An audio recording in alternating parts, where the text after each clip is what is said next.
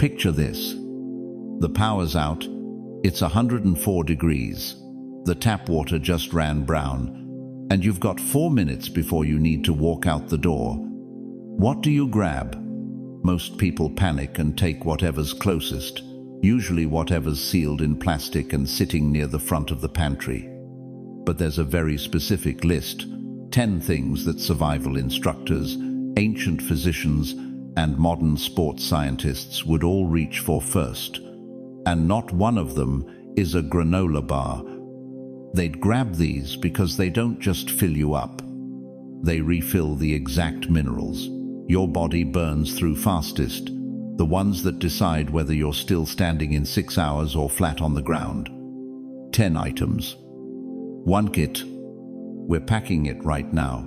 And item number 5 is a plant the Bible names directly at the most important burial in the entire New Testament. Except it's almost certainly not the plant you're picturing. Let's start packing. Item 1. Celery. First thing in the bag. Celery.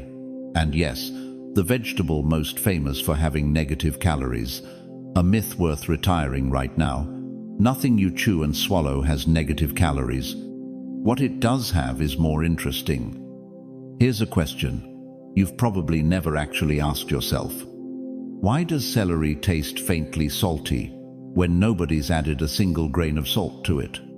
Because it's one of the only plant foods on Earth that naturally carries meaningful sodium, close to 88 milligrams per cup, sitting right alongside its potassium. Sodium gets treated like the villain of every health conversation. But during heavy sweating or physical exertion, it's the mineral you lose fastest, and it's what tells your kidneys to actually hold on to the water you're drinking instead of flushing it straight through. Drink water without sodium after serious sweat loss, and a lot of that water just passes through without ever restoring your fluid balance.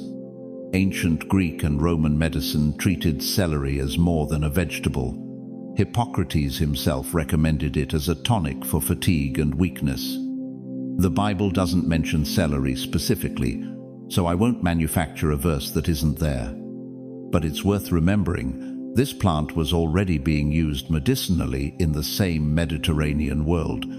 The New Testament was written in around the same centuries by people living in the same climate, dealing with the same heat. One practical note before we move on. Almost all the sodium and crunch live in the stalks, but the leafy tops most people trim off and toss are edible too, closer to an herb than a vegetable, and worth tossing straight into a soup instead of the trash. You may have seen the wellness trend of drinking a large glass of straight celery juice first thing every morning. Nothing wrong with the habit, but you're generally better off blending rather than fully juicing when you can, keeping some of the fiber intact. Fiber slows down how fast everything, sugar included, hits your bloodstream. Zip it into the bag. Item 2 solves a problem you've probably experienced without ever putting a name to it. Sometimes the liquid version of a food does something the whole version can't. Item 2. Tomato. Tomato. Into the kit. Here's a question. Did your grandmother ever make you tomato soup when you were sick? And did it somehow actually help? Turns out there's real science behind that instinct. A medium tomato carries around 290 milligrams of potassium, but the more compelling evidence comes from a study in the Asian Journal of Sports Medicine, where tomato juice matched a commercial sports drink for restoring electrolyte balance in trained cyclists after endurance exercise, and produced better inflammation markers doing it. The combination of potassium, sodium, and natural antioxidants seems to do something a lab-formulated drink can't quite replicate. Here's a bonus detail worth packing alongside it. Cooking a tomato actually increases how much lycopene, its main antioxidant, your body can absorb. which is the opposite of what people usually assume about cooked versus raw produce. If you're buying canned or jarred tomato products for this reason, check the label. Some brands add a surprising amount of extra sodium, which can work for you after heavy sweating or against you on an ordinary day. You won't find tomatoes in Scripture. They're native to the Americas and didn't reach the rest of the world until European ships brought them back, centuries after the biblical era ended.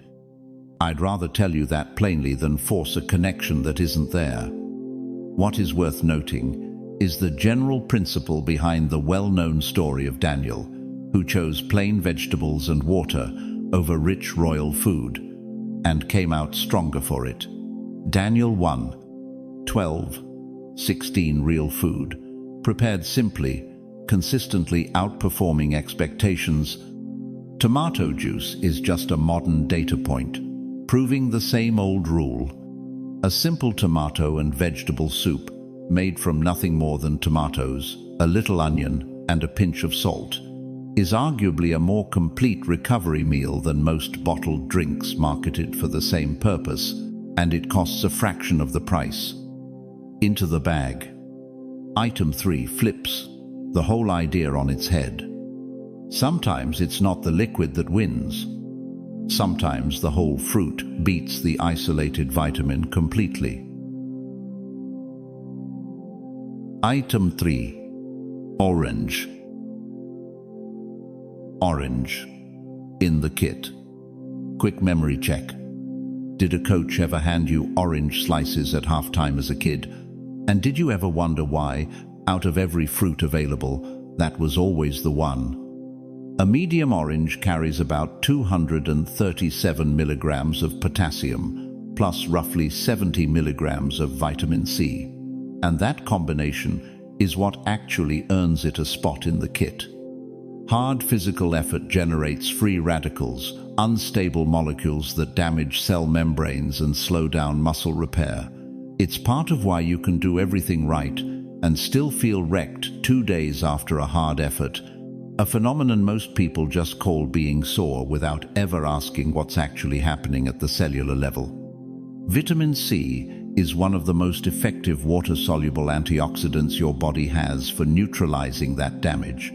So, eating an orange after exertion restores minerals and hands your repair systems fuel at the same time. Worth packing the whole fruit rather than a glass of juice when you can. The pith and membrane most people peel away and discard carry fiber and flavonoids that juice leaves behind entirely, and that fiber is part of what keeps the natural sugar from hitting your bloodstream all at once. Now, technically, the sweet orange you're picturing reached the Mediterranean world long after biblical times, carried by traders centuries later. But there's a cousin in the citrus family that does appear indirectly in Scripture. Leviticus 23:40 instructs the Israelites to take the fruit of goodly trees during the Festival of Tabernacles, and Jewish tradition has long identified that fruit as the citron, a fragrant, bumpy relative of your orange, still used today in the ritual 4 species of Sukkot. Same family tree, different branch, different era. Blood oranges, specifically, carry an extra layer of anthocyanin antioxidants in that deep red flesh, the same pigment family found in red cabbage and dark berries, stacked on top of everything a regular orange already offers. Into the bag. Next item means leaving the orchard behind entirely and heading somewhere almost nothing should be able to survive. Item 4. Prickly pear cactus. Prickly pear. Into the kit. Here's a question worth sitting with. How did entire communities survive for thousands of years in deserts so brutal that most plants can't hold on to water at all? The prickly pear cactus, known as nopal across Mexican and Latin American tradition, is the answer. Indigenous communities across the Sonoran and Chihuahuan deserts arrived at generations ago. The fruit delivers real potassium, magnesium, and calcium. Plus betalain pigments, the same pigment family found in beets with documented anti-inflammatory effects. A study in the American Journal of Clinical Nutrition found prickly pear extract measurably reduced oxidative stress and inflammatory markers following alcohol consumption. Specifically, and the cactus pads themselves, nopales, have shown in clinical research an ability to help moderate blood sugar response, which matters directly for how well your muscles refill glycogen after exertion. Nopales are also mostly water and fiber by weight, which is part of why they show up so often in traditional Mexican breakfasts, served alongside eggs. A food built for a hot climate, eaten at the start of a hot day. One packing note: the fruit is covered in nearly invisible hair-like spines called glochids, so handle it with tongs or gloves, or simply buy it already cleaned. The flesh inside, usually a deep magenta, is worth the caution. You won't find prickly pear cactus in the Bible. It's another plant native to the Americas, unknown to the biblical world.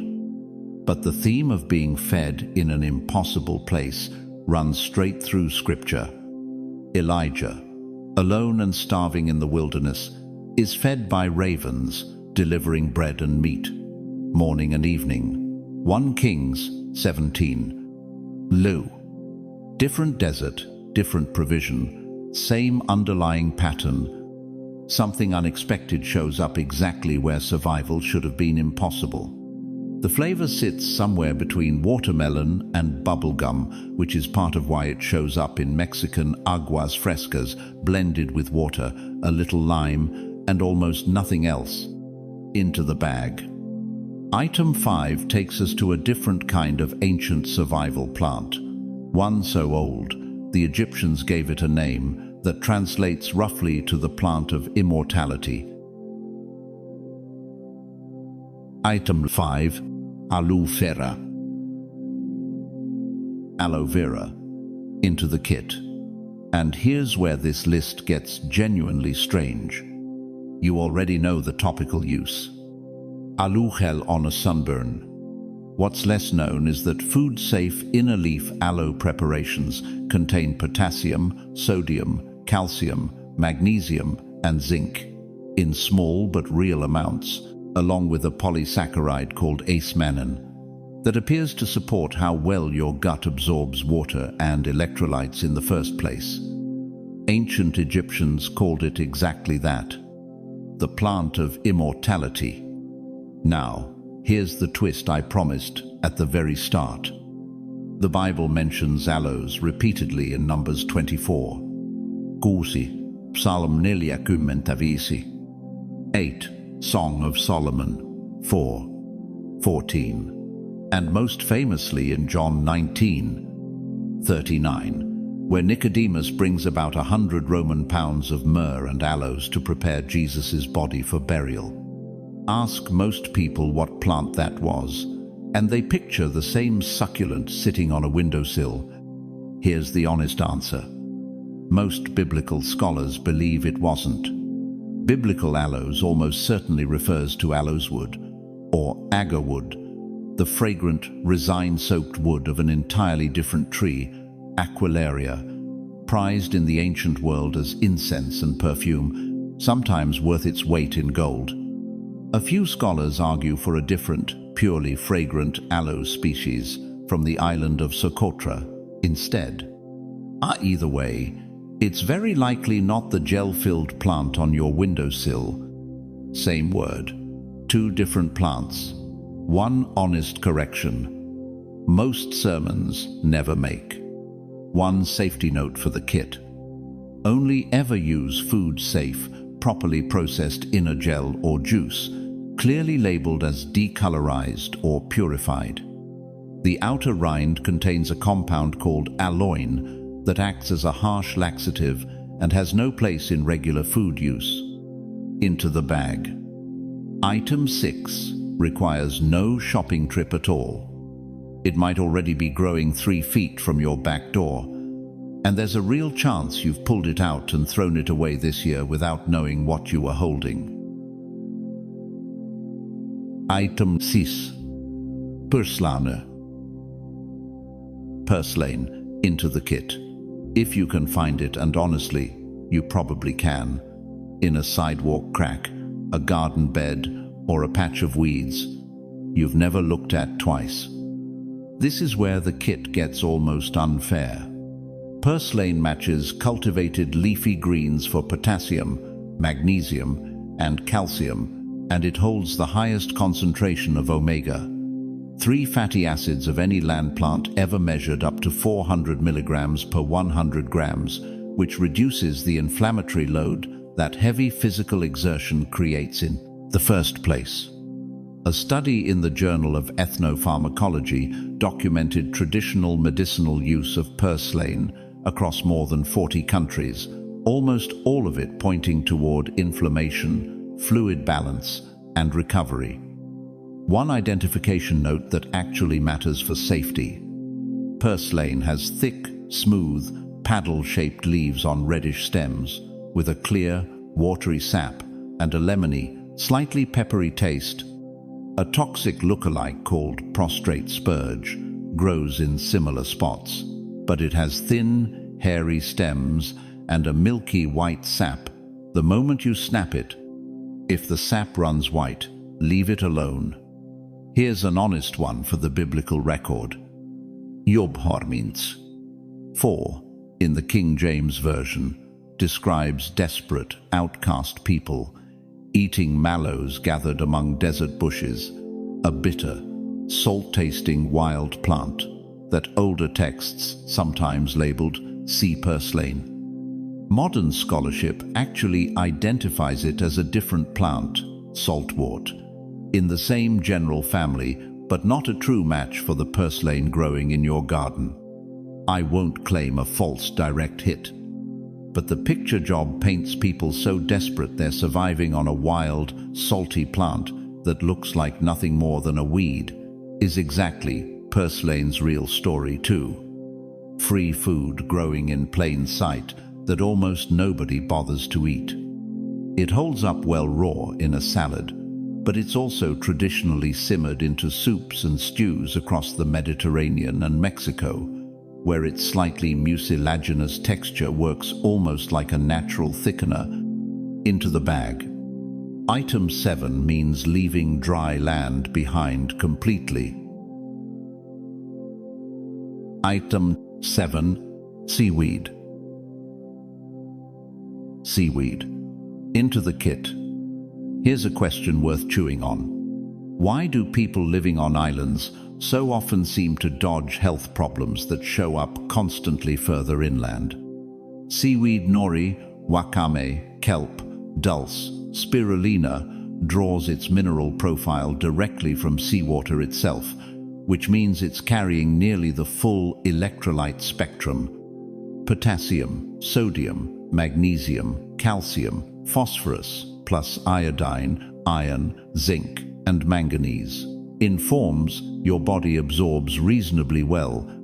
Kelp specifically supplies iodine at levels that matter for thyroid function, and your thyroid regulates metabolic rate and cellular energy production, which directly affects how fast you recover from physical stress. Research published in the journal Marine Drugs found sulfated polysaccharides in brown seaweed carry genuine anti-inflammatory properties tied to tissue repair.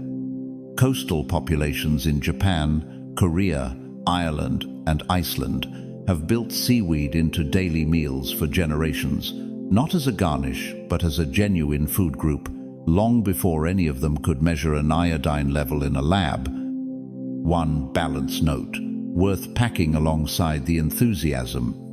Kelp in particular is so iodine-dense that overdoing it, especially in supplement form, can actually stress the thyroid in the opposite direction, and dried seaweed snacks can carry meaningful sodium of their own, genuinely good things, still worth using in reasonable amounts rather than unlimited ones.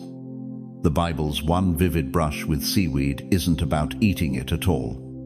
In Jonah 2:5, trapped inside the great fish, Jonah describes the waters closing over him with weeds wrapped about my head. The Hebrew word suf, the same root behind the Red Sea's Hebrew name. It's not a dietary reference, it's a drowning man's description of the ocean floor, but it's a strikingly specific physical detail for a 3,000-year-old text to include, and it's the only time seaweed makes an appearance in Scripture at all.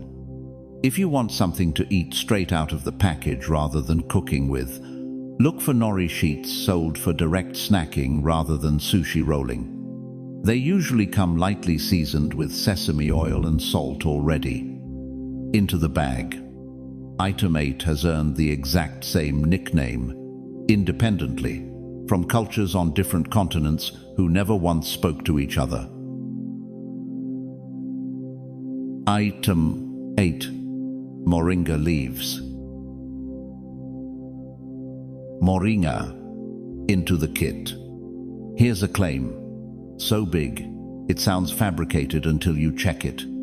Gram for gram, this leaf reportedly carries more calcium than milk, more potassium than bananas, more magnesium than most leafy greens, and more iron than spinach.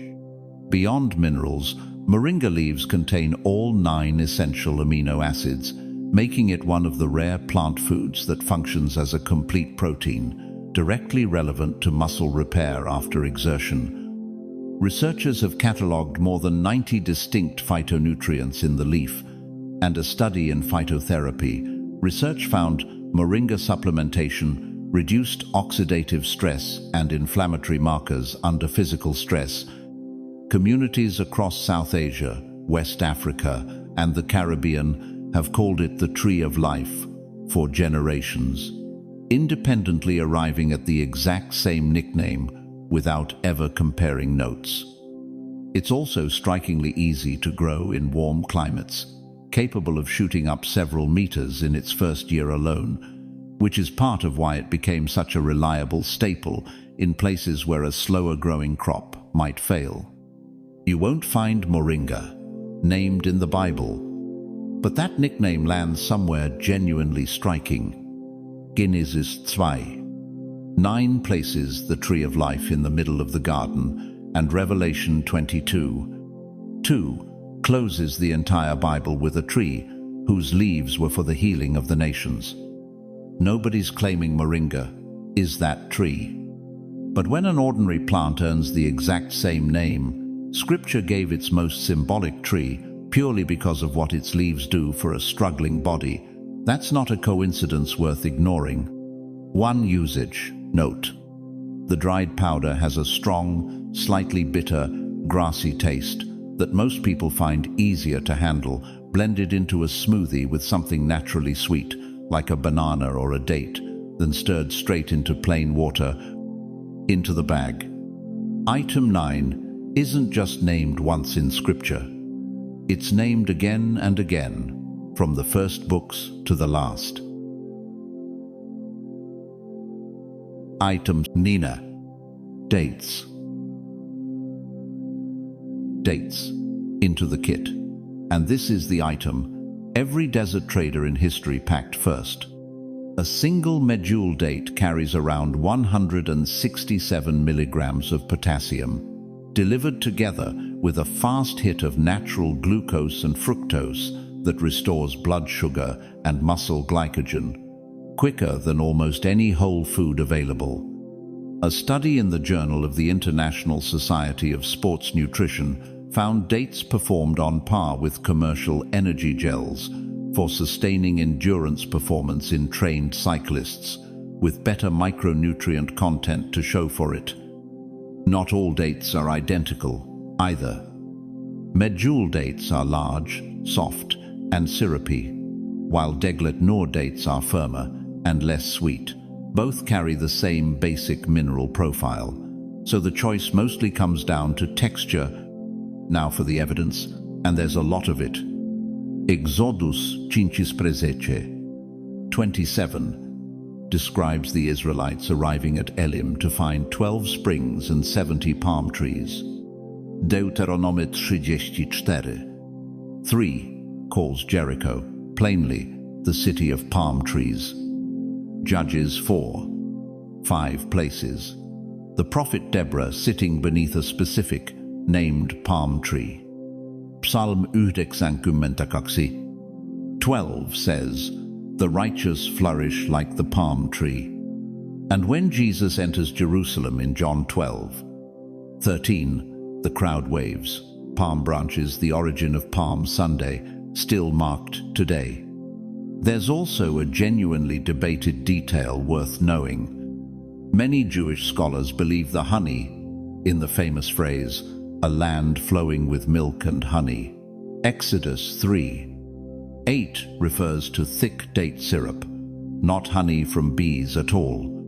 Separately, and not from the Bible, Islamic tradition holds that dates are the customary food for breaking a fast at sunset during Ramadan, a completely different desert culture, arriving at the same conclusion for the same physiological reason. A popular trick among endurance athletes. Split a date open, remove the pit, and press in a small piece of walnut or a spoonful of nut butter, turning it into a 2-ingredient energy bite that needs no wrapper, no blender, and no refrigeration. Into the bag, 2 or 3 at a time, right after hard exertion, ideally with something hydrating alongside them. Finau. This one's been doing its job for around 5,000 years, and it might be the most enjoyable item in this entire kit. Item 10. Cantaloupe. Last item. Cantaloupe, straight from the fridge if you can manage it. 90% water, and 2 cups deliver close to 427 milligrams of potassium, right in banana territory, alongside beta-carotene and vitamin C that supports skin and antioxidant recovery during heat exposure. Traditional Unani medicine across the Middle East and Central Asia, where cantaloupe has been cultivated for more than 5,000 years, prescribed it specifically as a cooling tonic for exactly this kind of overheating and fatigue. If you've ever stood in a grocery store thumping a cantaloupe and had no idea what you were listening for, here's the actual trick. Smell the stem end. A ripe one. Smells sweet before you've even cut it. If there's no smell at all, it needs more time. And here's the twist, saved for last. Remember the Israelites in Numbers 11:5, listing what they missed from Egypt. Fish, cucumbers, melons, leeks, onions, garlic. That word translated cucumbers, kishu-e-am, is now believed by a number of scholars to actually describe a snake melon, a variety within the exact same species, Cucumis mellow, that gives us modern cantaloupe, which means that single verse of complaint in the wilderness may be naming not one, but 2 different members of the melon family, 3,000 years before either one landed in a modern grocery store. Honeydew, its paler cousin, offers a similar water and potassium profile. If cantaloupe isn't in season where you are. So there's the kit. 10 items. And notice what's missing. Nothing here came from a lab, a factory floor, or a marketing meeting. Celery and tomato, covered sodium and liquid form recovery. Orange, handled oxidative repair. Prickly pear and aloe prove the harshest, driest places on earth still produce exactly what a struggling body needs. PURSLANE and SEAWEED proved the same thing about the places right under our feet and just offshore. MORINGA earned a name straight out of Eden, and dates rounded out the kit with more scripture behind them than almost anything else on this entire list. If you had to survive on nothing but instinct, no internet, no labels, just what grows, and what history already tested for you. This is roughly where you'd land. That's not an accident. That's thousands of years of trial, error, and desperate people paying close attention to what actually worked, long before anyone could explain the chemistry behind why it worked. And like any real kit, you don't need to use all 10 pieces of gear on the same day. Grab what fits the heat, the effort, or the season you're actually in, and let the rest wait in the pantry for when you need them. Tap like if this kit is going to change what you keep stocked at home. It's a small action, but it's genuinely how a video like this ends up in front of someone who actually needs it today. 10 more of these got covered in a separate video before this one. If you missed it, go find it. It stands completely on its own. And if this kit earned a spot in your own routine, tell me in the comments which item you're most surprised was sitting in your kitchen the whole time. Next kit drops next week. Pack accordingly.